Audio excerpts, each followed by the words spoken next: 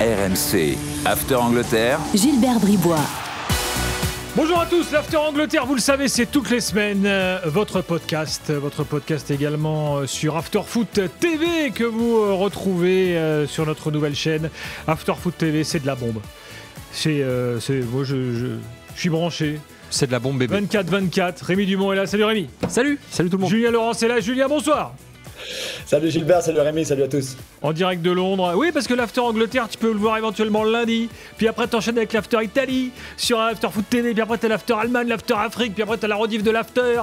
Tu vas sur le canal 31 sur Free, sur le canal 107 sur SFR, sur Molotov, sur YouTube. Quoi encore, les téléconnectés, bien sûr. Avec en plus un habillage de rêve. Regardez-moi notre studio là, magnifique. Donc, je sais pas, moi, ça y est, je suis. On voyage et le tout gratuitement. C'est magnifique. Exactement. Non, exactement. Et en plus, la connexion avec Julien marche. C'est un truc de fou quand même. Comme quoi, les miracles d'After Foot TV. Bon. Alors, cette semaine, les gars, deux dossiers. Alors là, on va rentrer. On a choisi. Là, on traite pas des gros clubs. On a déjà fait Manchester, Chelsea, les frérots, tout ça. On a déjà à peu près à City, machin. Bon. La cellule After Angleterre, composée principalement de vous deux. Grosse cellule. Voilà. A choisi deux sujets aujourd'hui. Sujet numéro 1, Iliman Ndiaye, la renaissance. Et sujet Brentford. Je vous propose de démarrer par Iliman Ndiaye. Après, vous nous expliquerez pourquoi vous avez choisi Brentford. Donc, Ndiaye, on l'avait quitté à Marseille. Il est arrivé en grande pompe. On se souvient de la vidéo sur le parvis de la gare. Le jongleur de Marseille. Voilà, avec la vidéo de lui gamin et tout, la folie des parce que c'est la folie des supporters à Marseille, hein, faut s'en souvenir. Accueil de dingue, le vidéo de dingue. minot, machin. Derrière le gars, malheureusement, sans doute le poids de l'OM, le poids du club, ça n'a pas marché. Il avait même des problèmes de pôle pour Iliman Ndiaye. Tu sentais que c'était vraiment un stress absolu de jouer à l'OM. Il se casse et la renaissance. Renaissance. Incroyable. Surtout qu'en plus, dans un club qu'on n'attendait pas forcément, parce qu'il est retourné en Angleterre, de là où il était venu. Alors pour le coup, Marseille, il l'a vendu pour 18 millions, alors qu'il avait été recruté pour 17. C'est déjà pas mal, on va dire que c'est une affaire blanche et presque positive. Bon, voilà. Mais c'est surtout qu'on attendait beaucoup de choses de lui, parce que c'était le joueur virevoltant, le dribbleur, le joueur qui allait changer les matchs. Malheureusement, son bilan à Marseille restera triste. 4 buts, 5 passes décisives pour 46 matchs. Alors, il y a eu pas mal de matchs, c'est vrai, mais au niveau des stats, c'était pas ça. Mais il faut dire que, à Everton, il revit, numéro 10, chouchou des supporters, chouchou de l'équipe, meilleur buteur, surtout d'Everton, avec 9 buts, pas de passe décisive pour l'instant. On a craint pire parce qu'il s'est blessé au genou il n'y a pas si longtemps que ça. Il est revenu plus tôt que prévu. Et puis, il continue d'enchaîner. Alors, je sais pas, moi, je voulais simplement déjà parler de son poste. Alors après, je sais pas si, Julien, tu me contrediras ou pas, mais j'ai l'impression qu'il joue enfin à son vrai poste. C'est celui de ailier gauche qui peut rentrer, centrer, marquer, ce qui n'était pas forcément le cas à l'OM. Ouais, c'est vrai qu'il joue dans ce poste-là. Alors, l'arrivée de David Moyes lui a fait beaucoup de bien quand même, hein. Le départ de Sean Dyche à Everton, le changement d'entraîneur, avec un jeu pas forcément plus positif, mais surtout plus structuré que ça pouvait être le cas sous Dyche en phase offensive, avec ballon en tout cas, sans aucun doute. Et c'est vrai que ça lui a fait beaucoup de bien. Il est tireur de pénalty, ça veut dire aussi qu'il a la confiance de son entraîneur, de son effectif pour tirer les pénaltys. Mais c'est vrai qu'on a retrouvé les virevoltants qu'on avait finalement connus à Sheffield United. Et puis je pense que le jeu anglais, ça lui convient très bien, la mentalité aussi, la culture. C'est un championnat qu'il connaissait beaucoup plus que la Ligue 1 par exemple à son arrivée à Marseille. Et peut-être tu as raison aussi, peut-être que cette pression à Marseille de vouloir absolument réussir pour le club qui supportait en tant qu'enfant était un petit peu trop importante pour un joueur à l'époque qui n'avait que 23 ans quand il est arrivé. En fait, c'est marrant parce que souvent dans l'after, on parle de ça, du contexte. C'est-à-dire, pour un joueur, pour qu'il réussisse, il faut qu'il y ait un contexte qui lui convienne. Mais lui, en fait, c'est exactement le pavillon témoin du contexte, en fait. C'est-à-dire que le type, il vient à Marseille, tu te dis, il peut réussir à Marseille, évidemment, parce que son club, sa ville et tout, et puis non. Et dans un endroit totalement, finalement, lointain pour lui, ça marche.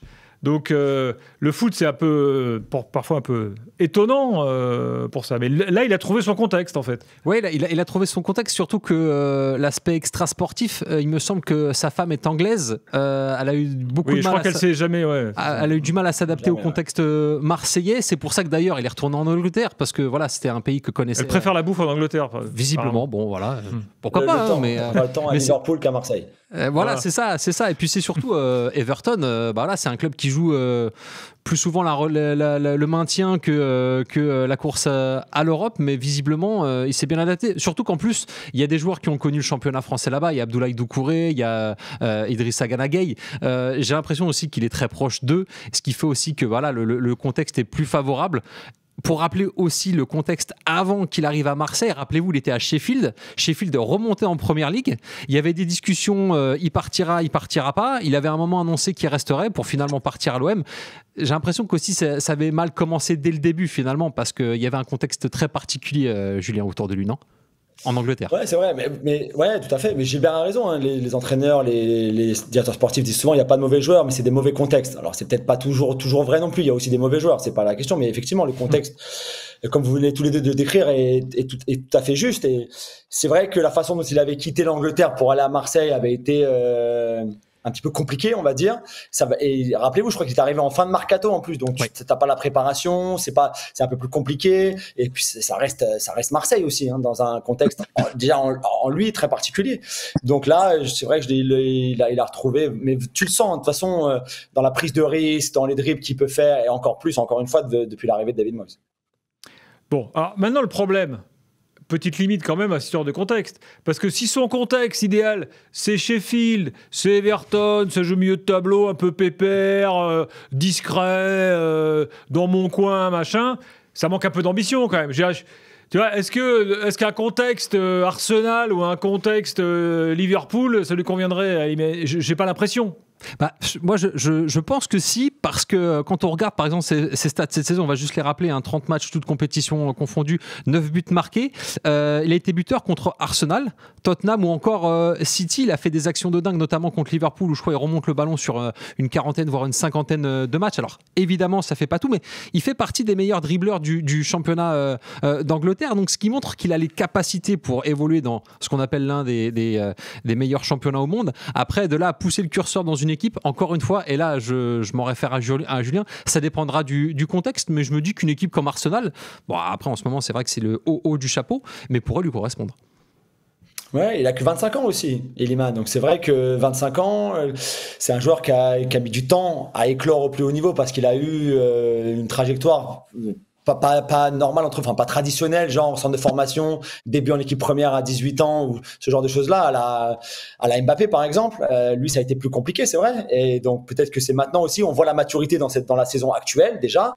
Et puis je pense que c'est ça qui peut servir de tremplin, surtout si Everton continue à construire. Il y a le nouveau stade la saison prochaine par exemple, ils ont un nouveau propriétaire, la famille Friedkin, qui va investir, je pense, cet été. Donc ils vont construire, à mon avis, une équipe bien meilleure l'année prochaine, la saison prochaine, que cette saison-là. Et si, encore une fois, il brille et qu'il est le meilleur, il n'y a aucune raison qu'à 26-27 ans, il n'aille pas dans un club encore meilleur qu'Everton. Sauf que tu ne sais pas si le contexte va lui convenir. Ça sera encore exactement. Mais d'ailleurs, ils en sont où, Everton, là? Parce que tu parles des proprios, du nouveau projet et tout. C'est un club historique en Angleterre. Enfin bon, ça fait quand même un moment que c'est un club qui est plutôt un club de galériens qu'un club européen. Julien. Ouais, c'est vrai. Pourtant, ils ont dépensé. Ils ont dépensé de l'argent. Ils ont eu de l'investissement, même avec l'ancien propriétaire. Ils ont beaucoup gâché. Ils ont beaucoup gâché de l'argent. Ils ont beaucoup gâché certains joueurs. Et c'est vrai que le retour de David Moyes, c'est un peu un retour en arrière finalement. Lui qui a été à ses meilleures années entraîneur d'Everton, il y a plus de 10 ans de ça maintenant, qu'il revienne, mais il revient dans un contexte, on revient en contexte encore un peu particulier. Il a apaisé tout ça. Il a fait beaucoup de bien. Je ne sais pas s'il pourra les amener encore une fois dans le top 5 comme il l'avait fait à la grande époque, mais en tout cas avec lui il y a une vraie direction. Là, avec le nouveau propriétaire, il devrait investir. Le nouveau stade est magnifique. En plus, ça va rapporter beaucoup d'argent aussi au club. Donc je pense qu'il y a vraiment quelque chose d'intéressant à faire, mais encore une fois, tu pars de tellement loin que ça prendra aussi du temps si un jour tu veux rivaliser vraiment sur le long terme ou même le moyen terme avec les déjà très grands du championnat. Bon, je reviens à Iliman Ndiaye. Souvent, quand on reçoit un agent dans l'after, il nous dit vous savez, un transfert, ça se joue beaucoup sur la campagne du joueur. Et ouais, là, la preuve en est avec lui, hein, évidemment. Parce que sinon, je pense que si sa femme s'était acclimatée entre guillemets à Marseille, on l'aurait pas revu forcément Et peut-être va savoir que sur une deuxième, une troisième saison, il aurait cartonné à Marseille. Ouais, parce qu'il a quand même connu 3 entraîneurs à l'OM entre j'ai plus le tout premier, l'espagnol qui est maintenant à Villarreal, j'ai plus son nom. Marcelino, ensuite Gattuso, puis Gasset. Et avec Gasset, d'ailleurs, il avait repris un petit peu plus de poil de la bête, mais bon. C'est vrai qu'il n'est pas tombé sur la meilleure saison, il faut le reconnaître quand même. Ouais, donc avec malgré tout une belle campagne européenne en Europa League. Alors après, moi, il y a un truc que je déplore souvent. Je veux dire, Ndiaye, est-ce qu'il a été encadré comme il faut, même en termes de bien-être au quotidien, c'est-à-dire un préparateur mental, s'occuper de sa famille. Alors évidemment, un salarié, je sais pas, nous à RMC Sport, t'as pas un préparateur mental ou un gars qui va te demander si t'es bien dans ton appartement, si t'as un bon matelas et tout. Voilà. Mais bon, on sait que dans le foot, c'est comme ça. Il faut préparer les gars, il faut les suivre. Peut-être qu'à Marseille, on n'a pas fait ça aussi. Mais c'est marrant ce que tu dis parce que c'est cette année seulement qu'ils ont recruté Bob Tari en tant que player care, donc celui qui accompagne les joueurs quand ils arrivent, notamment Greenwood et puis tous les autres qui sont arrivés, surtout qu'à Marseille. Greenwood, je crois. Pardon ? Je crois qu'il y a du boulot avec Greenwood. Ouais. Puis pas que lui non plus, mais bon, c'est vrai qu'il y a du boulot avec tous les joueurs, mais c'est surtout que cette année, il est là. L'année dernière, il n'y était pas. Forcément, Iliman Ndiaye serait peut-être adapté autrement s'il avait été là. Ça existe ça en Angleterre, le player care, Julien ? Ah ouais, bien sûr. Ça fait très longtemps. Ils ont des liaisons managers, ils appellent ça. Donc, tu peux appeler à 24 heures sur 24 pour n'importe quoi. Donc, on a des histoires assez folles, des joueurs qui appellent. Est-ce que je peux me vas-y, raconte là. Moi, ça m'intéresse. Ouais, mais par exemple, la plus stupide, dans les rues anglaises, le long des trottoirs, tu as une ligne jaune parfois où tu peux te garer, mais pas pendant longtemps. 2 lignes jaunes, tu peux pas te garer. C'est impossible de te garer. D'accord. Tu as des liaisons managers qui ont été réveillés à 3 heures du matin par un joueur. Un joueur français, mais on peut pas dire le nom, mais qui avait un peu trop bu en se disant je me rappelle plus, est-ce que je peux me garer sur les 2 lignes jaunes ou j'ai pas le droit de me garer? Il joue dans quel club? Vas-y, balance. Non, on pouvait pas. Un club londonien, mais c'est tout ce qu'on peut dire. Mais voilà, donc évidemment, il y en a 50, il est bon. Oui, je suis pas trop mouillé, mais je suis sûr qu'il écoute en plus. Mais pour revenir, mais vous avez tout à fait raison sur le T'as que ça comme anecdote sur les. Non, j'en veux une autre là. Non, j'en ai plein d'autres, mais d'autres.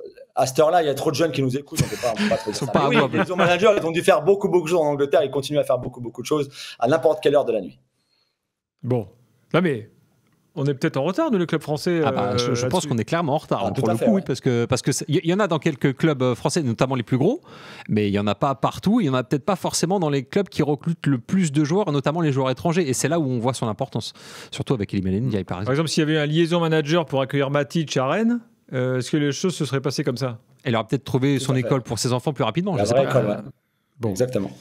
Bon, enfin voilà pour Iliman Ndiaye. Juste, on n'a quand même pas parlé de son poste, parce que là, donc il joue en numéro 10, donc vous êtes sûrs, les gars, que là, c'est vraiment là qu'il doit jouer, c'est son poste, c'est définitif? Alors, en termes de stats, sur toute sa carrière, il a joué 49 fois avant-centre, 34 fois milieu offensif, 32 fois ailier gauche, 16 fois en tant que deuxième attaquant, 10 fois ailier droit, 1 fois milieu gauche. Donc il s'est joué un petit peu partout et c'est peut-être ça aussi son problème. C'est qu'il peut jouer à plusieurs postes, mais il faudrait peut-être qu'il se spécialise dans un pour enfin, entre guillemets, mettre tout le monde d'accord. Julien, tu le vois où, toi, prioritairement? Moi, à gauche, pour moi, c'est son meilleur poste. Il peut entrer sur son pied droit. Il a cette capacité d'aller à extérieur, intérieur dans ses dribbles. Des deux côtés, tu sais pas vraiment par où il peut passer. Et pour moi, c'est son meilleur poste. Après, oui, je pense qu'il est un peu polyvalent quand même. Il peut jouer partout. Il a une grosse activité. Il défend. C'est un joueur qui est très collectif aussi pour l'équipe. Donc ça, il défendra. Il se repliera défensivement, par exemple, à la perte du ballon. Ce genre de choses-là, il peut faire. Il peut presser. Il a un gros coffre aussi. Mais pour moi, oui, à gauche, c'est dans un 4-2-3-1, par exemple, c'est son meilleur rôle. Bon, on verra où l'avenir le mènera. Mais enfin, vous avez quand même, je trouve, été très optimiste sur le fait qu'il puisse franchir un palier pour jouer dans un club type Arsenal. Oui, mais surtout, rappelez aussi que la saison dernière à Marseille, il n'a pas joué à son vrai poste, puisqu'il y avait un certain Pierre-Emerick Aubameyang qui a fait la saison de sa vie, en tout cas à l'OM et en Coupe d'Europe. Donc c'était très difficile aussi d'aller le déloger. Bon, c'est Julien qui l'a envoyé à Arsenal, c'est pas toi. Bon, d'accord. Autre dossier du jour. Brentford. Alors déjà, expliquez-moi ce qui vous a pris de vous parler de Brentford, qui est un club 12e de Première Ligue. Bon, je veux dire, c'est pas très excitant quand même comme sujet. Il va falloir quand même nous vendre ça avec des arguments. Ah bah moi j'en ai plein. Après je ferai appel à mon avocat Julien si jamais je manque d'arguments. Mais c'est un club qui bosse extrêmement bien parce qu'il recrute avec la data comme peut le faire par exemple Toulouse. C'est surtout un club qui a eu pas mal. Ça m'inquiète un peu. C'est un club aussi qui a eu pas mal de joueurs francophones ou qui sont passés par la Ligue 1. Saïd Benrahma a éclaté là-bas avant d'aller à Arsenal et donc de passer par Lyon ensuite et d'aller en Arabie Saoudite. Il y a eu Neil Maupay. Tiens, un autre Marseillais. Là, il y a Bryan Mbeumo qui avait surpris tout le monde parce qu'à la base, il est formé à 3. Il signe là-bas. On se dit qu'est-ce qu'il va faire en deuxième division anglaise à l'époque. Et il finit finalement par jouer en première ligue parce qu'il a été promu avec Brentford. Et puis, il y a aussi Yohan Wissa qui fait une très bonne saison. D'ailleurs, les deux sont souvent associés. C'est d'ailleurs eux deux les principaux dangers de Brentford. Alors après, je sais pas, juste si tu as d'autres arguments, mais moi, ça me va déjà. Ouais, mais c'est vrai que ça fait longtemps que tu voulais en parler et à chaque fois on était allé sur autre chose, mais c'est vrai que ça faisait pas mal de temps que tu nous en parlais et t'as raison parce que pour moi c'est un club exemple. Alors oui, bien sûr, ils gagneront jamais de championnat, enfin je pense pas, ou enfin vraiment un miracle, mais encore plus important peut-être que celui de Leicester quand même. Même pour une Coupe d'Europe, ça sera peut-être un petit peu compliqué à un moment, mais c'est un club exemple parce que c'est un des rares clubs anglais déjà qui perd pas d'argent. Premièrement, pour commencer. Il y en a que 4, je crois, en première ligue sur les 20, parce que c'est un club qui est très bien dirigé, qui, déjà, au niveau des finances, fait pas n'importe quoi avec l'argent, déjà, achète très bien, recrute très bien, tu l'as dit, avec la data. Ensuite, souvent vend très bien aussi, on l'a vu bien sûr avec pas mal de ses joueurs. Et puis c'est un club qui est c'est un club famille quoi. Si tu vas au stade, c'est vraiment l'accueil pour les familles, tout le monde est là, c'est un petit stade mais avec une vraie belle ambiance. C'est un club qui se prend pas pour un autre où vraiment tu as des valeurs intéressantes.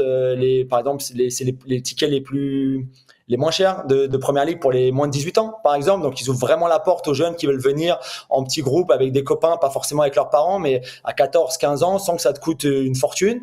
Alors que tu as beaucoup de clubs anglais qui, eux, mettent les prix très, très haut, même pour les jeunes. Enfin, peu importe, quoi. Ils font pareil pour les matchs à l'extérieur, pour leurs fans à eux qui vont sur les matchs à l'extérieur. Donc, ils font vraiment plein de choses. Matthew Benham, qui est le propriétaire, qui est un ancien génie des mathématiques, qui est un génie de la finance, qui à un moment a voulu investir dans son club de cœur parce qu'il était supporter de Brentford il y a très longtemps quand il était encore en 4e division, et puis c'est un club qui a failli disparaître aussi. Donc de les voir aujourd'hui se maintenir assez facilement, on va dire, avec un très bon entraîneur, Thomas Frank, en première ligue, c'est vraiment un super exploit. Non mais moi ce que je trouve intéressant dans les cas Mbeumo et Wissa, c'est que quand ils jouaient en France, c'était des mecs lambda quoi, c'était pas des stars. C'était des types qui jouaient pas dans des grands clubs, 3 pour Mbeumo, Lorient pour Wissa. Angers, Ajaccio. Ouais, bref, donc voilà, des gars dans l'after on dirait chapeau 4 quoi. Tu vois ouais. Et puis en Angleterre, ils arrivent à performer, c'est quand même la première ligue, meilleur championnat du monde. Donc qu'est-ce qui fait que ça fonctionne en fait? Qu'est-ce qu'on n'a pas vu nous chez eux? Vous voyez ce que je veux dire? Peut-être justement la data, encore une fois je m'appuierai sur juste s'il y a autre chose, mais juste vous donner des statistiques, ne serait-ce que sur Bryan Mbeumo. Il est arrivé à Brentford à l'été 2019. Il a signé jusqu'en 2026. C'est aujourd'hui le 5e meilleur buteur de Première Ligue. 16 buts énorme, ça. Inscrits. 16 buts inscrits. C'est surtout le 2e joueur le plus utilisé de la saison à Brentford avec 2947 minutes. Mais pour vous dire à quel point il marque l'histoire de Brentford, c'est le 2e meilleur buteur de l'histoire du club avec 66 buts. Le premier, c'est Toney qui a 72 et qui est parti en Arabie Saoudite. Donc encore quelques semaines et ça pourrait être plié pour Bryan Mbeumo en tant que meilleur buteur. En tout cas, c'est déjà le meilleur passeur avec 47 passes et c'est surtout qu'il a été donc recruté pour 6,5 millions en 2019 et aujourd'hui, selon Transfermarkt, il est évalué à 50 millions d'euros. Donc ça rejoint ce que disait Juste, c'est un club qui achète bien, qui sait, on va dire, faire évoluer ses joueurs pour encore mieux les vendre. Julien, si tu veux ajouter quelque chose là-dessus? Ouais, moi j'adore Mbeumo, mais Rémi a très bien résumé tout ça, mais 16 buts cette saison, 14 pour Wissa, donc à eux deux ça fait 30 sur les 51 marqués c'est ça. Par Brentford par exemple. Ils ont une importance incroyable. Il a 25 ans, Bryan, il est vraiment encore jeune. Je sais qu'il nous écoute parfois, donc on passe un petit bonjour aussi, mais ouais, bien sûr, mais parce qu'il fait vraiment une saison extraordinaire. Le pactole va arriver puisque tu l'as dit, Rémi, il est en fin de contrat en 2026, il va pas prolonger je pense, donc il va partir cet été-là. Il y a déjà pas mal de gros clubs anglais, on parlait tout à l'heure d'Iliman Ndiaye, de Context et d'avenir. Pour Bryan, moi l'avenir il est tout tracé vers un très bon club. Alors ça peut être un Tottenham par exemple, ça peut être Ça aurait pu être un club comme Arsenal, mais il y a déjà Saka dans sa position à lui, qui est donc ailier droit pour entrer sur son pied gauche, là où il fait des ravages vraiment. Mais c'est un joueur qui a tellement progressé dans son intelligence de jeu, dans ses déplacements aussi. Il a beaucoup travaillé avec Thomas Frank, qui est vraiment un entraîneur super pour faire progresser ses joueurs individuellement. Et tous les deux, Wissa est un peu plus vieux. Wissa a 28 ans, donc pour lui c'est encore une fois un autre contexte, une autre situation. Mais pour Mbeumo, vraiment, il est sans aucun problème cette saison dans le top 10 des meilleurs joueurs de Première Ligue. Ah, carrément. Ah oui, carrément. Ouais. Pour moi, il est top 10. Quand tu vois 16 buts, 6 passes d'ess. On n'est pas sur un podcast enflammable là, de Julien Laurence. Il t'envoie Ndiaye et Arsenal. Alors là, je me fais l'avocat de Jus. Alors déjà, c'est parmi les 3 meilleurs tireurs de l'histoire de la Première Ligue au niveau des pénaltys. Il les a toujours inscrits, 10 sur 10. Et le premier, c'est Yaya Touré qui en a eu à 100% de réussite, 11 sur 11. Ça, c'est une première base. Mais surtout, cette saison, c'est le 3e joueur le plus rapide de Première Ligue. Il a été flashé à plus de 36 km/h. Pour te dire aussi à quel point il est technique, mais aussi athlétique. Et on sait à quel point ça compte en Première Ligue. Et puis c'est surtout que, vu son poste, on a aussi entendu parler, et là je m'appuie sur Jus, mais de Liverpool. Et quand on voit que Mohamed Salah devrait peut-être normalement prolonger, là je m'appuie sur toi, Jus. Mais voilà, tu te dis que c'est vraiment un joueur à fort potentiel. Excusez-moi, je fais pas l'after Angleterre toutes les semaines. Là, Rémi, il m'envoie Mbeumo remplacer Salah. Non mais calmos les gars, non, il a que 25 ans, Gilbert. Ouais. Il a que 25 ans, mais il a vraiment ce potentiel-là. Sincèrement, je te promets, il y a plein de gros clubs. Je veux bien vous croire, mais permettez-moi d'être prudent quand même. Il a été sélectionné en équipe de France Espoir à plusieurs reprises. Alors, faut dire qu'il y avait pas mal de talent aussi à l'époque, donc voilà. Maintenant, il est international camerounais et il fait partie des titulaires. Oui, ça, avec le Cameroun, il joue. Bon. Après, la génération camerounaise du moment, c'est pas non plus incroyable. Non, et puis on sait jamais ce à quoi peut tenir une carrière, mais en tout cas, il a le potentiel, c'est sûr, ça pourrait aller. Donc, mais, alors, moi, je vous fais confiance, mais le type vient de Troyes. Bon, voilà, petit club français. Hein, je veux dire, il n'y a pas du PSG, quoi. Voilà. Il éclate à Brentford. Donc, est-ce que c'est l'Angleterre qui l'a fait décoller comme ça, ou est-ce que ce que vous voyez, vous vous dites, mais de toute façon, ce type-là, s'il était allé, je sais pas, dans un gros club français, par exemple, il aurait eu la même trajectoire, à votre avis ? Je sais pas ce que Jules t'en penses. Moi, je te dirais plus qu'ils ont su l'avoir au bon moment. C'est-à-dire, Brentford a su le recruter quand il était encore en Ligue 2, qu'il avait un fort potentiel. Il s'est éloigné, entre guillemets, de la médiatisation et puis il a été au charbon parce qu'en deuxième division anglaise, t'as pas 30 matchs par saison, mais t'en as beaucoup plus. Ouais. Et par rapport moi, j'aimerais bien un After Angleterre un jour sur le Championship. Pour raconter la saison à rallonge, les clubs, les histoires. Ouais, et puis le système, tu sais, de play-off. Le système de play-off qui est fou. Ouais, et puis tu vois, par rapport à ça, je trouve que lui, il a su aussi... alors, pour la petite anecdote, il a changé d'agent il n'y a pas si longtemps que ça. Peut-être que du coup, ça peut faire appuyer sur le fait qu'il changera peut-être de club prochainement, ça je sais pas. Mais je pense que Brentford, là où ils ont été bons, c'est qu'ils l'ont repéré au niveau de la data. Ils se sont dit, il y a un fort potentiel et on va prendre le temps de travailler avec lui. Parce que depuis 2019, il a connu le Covid aussi. Il a connu la Première Ligue avec la montée. Je pense qu'il a beaucoup d'expérience pour un jeune joueur de son âge. Ce qui fait qu'aujourd'hui, il éclate et je pense qu'il a trouvé le bon contexte. Parce que tout à l'heure, on en parlait avec Iliman Ndiaye. Mais il a trouvé le bon contexte pour justement exprimer ses qualités. Alors, Wissa est également international africain, il est congolais.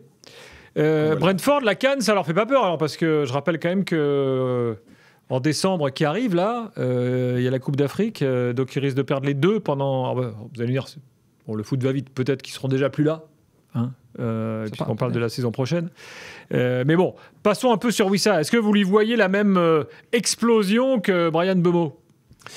Moi, je te dirais peut-être un peu moins parce que, comme le rappelait Jus, il est plus âgé, il a 28 ans. Après, c'est quand même le 6e meilleur buteur de Première Ligue avec 14 buts.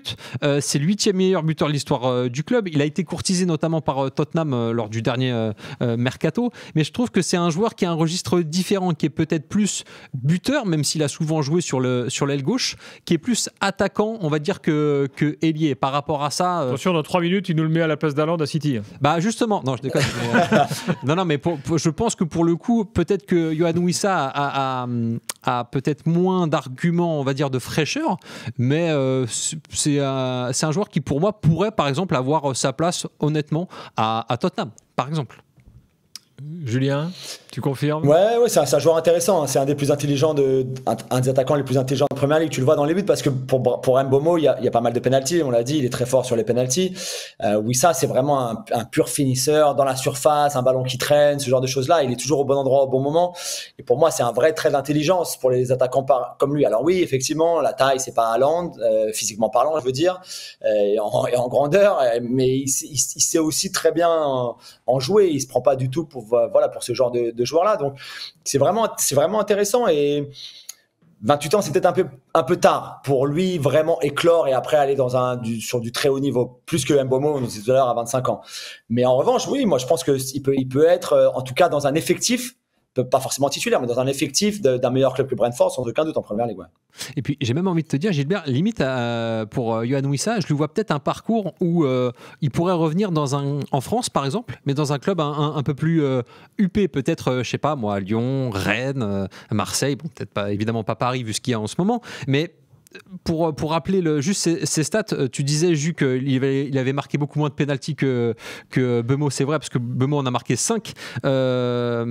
Wissa a marqué 14 buts, 6 du droit, 4 du gauche et 4 de la tête. Donc c'est assez bien réparti pour montrer à quel point c'est un attaquant complet. Et je pense qu'il aurait vraiment sa chance, par exemple, en France ou dans un club un peu plus huppé en Angleterre. Voilà, c'est ça, l'After Angleterre. Une demi-heure pour vous faire rêver sur des joueurs que vous ne connaissiez peut-être pas il y a un quart d'heure. Mais enfin non, comme vous écoutez l'After Foot TV, vous connaissiez quand même ces joueurs. Faut pas déconner. Et surtout à Marseille et Iliman Ndiaye, on s'en rappelle bien. Merci Rémi, merci Julien. Merci. À la semaine prochaine pour un nouvel After Angleterre. Bye bye. RMC After Angleterre.